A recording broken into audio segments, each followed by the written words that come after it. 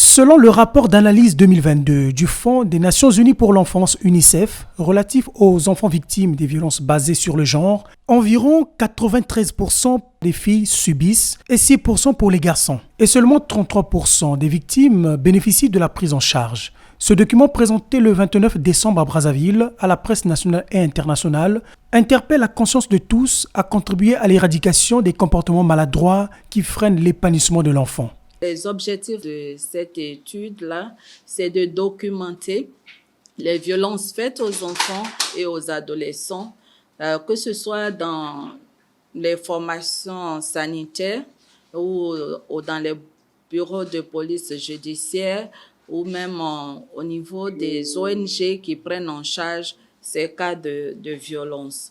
Il s'agit aussi pour nous de déterminer l'ampleur et l'impact des violences sur le fonctionnement de la société congolaise et proposer des recommandations qui pourraient informer les décisions, que ce soit au niveau du gouvernement comme des partenaires d'appui au développement du pays. Les cas sont plus fréquents au niveau de Brazzaville, suivi de Pointe-Noire, du Niari et de la Likwala. Selon les données qui ont été collectées dans les institutions judiciaires, les filles sont plus victimes, sont plus touchées que les garçons à raison de 93,2 pour les filles et 6,7 pour les garçons.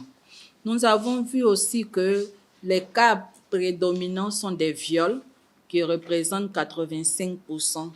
Et l'âge moyen des victimes est de 12 ans. Et nous avons des enfants de moins de 2 ans qui font partie des victimes recensées dans le cadre de cette étude. Vous pouvez comprendre l'ampleur de ce problème et la gravité de la situation.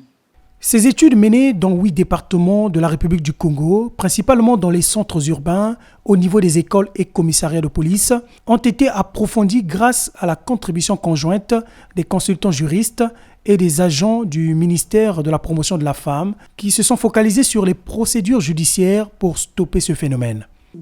Quoique des efforts sont faits, cette étude a relevé la faiblesse budgétaire. La loi Mouebara recommande, sinon oblige en son article 30 l'État à mettre en place des structures visant à la protection des espaces, pour la protection des victimes dans le cadre de la lutte contre les violences faites aux femmes et aux filles en République du Congo. En attendant que le centre Mouebara soit fonctionnel, eh bien, le réseau d'ONG et d'institutions qui travaillent ensemble pour la prise en charge des victimes, tant bien que mal, est en train de fonctionner. Avec le 1444, nous recevons des alertes. Nous sommes contentés simplement du cadre juridique général, constitué donc du code pénal et du cadre de la loi portant protection de l'enfant qui, tout naturellement, prévoit des infractions qui repriment effectivement les violences, les viols et autres. Et donc, le plus gros lot, c'est effectivement d'encourager les victimes à aller devant les tribunaux, à aller devant la police et la gendarmerie pour dénoncer.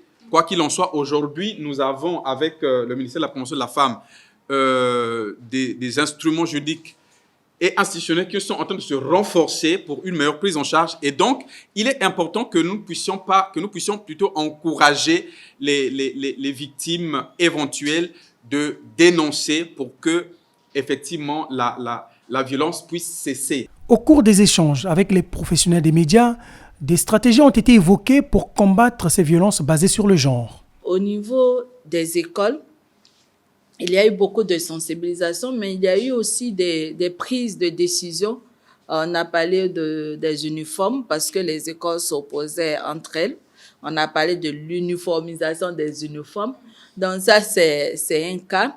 Et quand je parlais dans les résultats, j'avais dit qu'on n'avait pas une visibilité sur les structures de prise en charge et même la chaîne de prise en charge. Et aujourd'hui, avec l'appui de la Banque mondiale, il y a une cartographie des structures et des acteurs de prise en charge qui est en train d'être élaboré. Donc, d'ici, je ne sais pas combien de mois, on saura si je suis à Brazzaville ou si je suis dans la Likwala, quand j'ai un cas, où est-ce que je peux m'orienter, qui peut m'aider au niveau des acteurs de la société civile, par exemple. Donc, ce sont des choses qui sont en train d'être faites.